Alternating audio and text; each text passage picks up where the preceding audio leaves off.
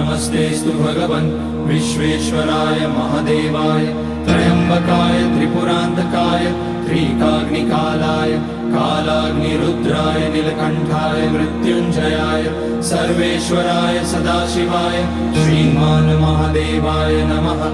ॐ नमः शम्भवाय च मयोभवाय च नमः शङ्कराय च मयस्कराय च नमः शिवाय च शिवतराय च।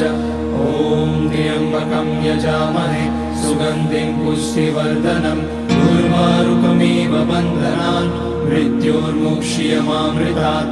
नागेन्द्रहाराय त्रिलोचनाय भस्माकराय महेश्वराय नित्याय शुद्धाय दिगम्बराय तस्मै नकाराय नमः शिवाय।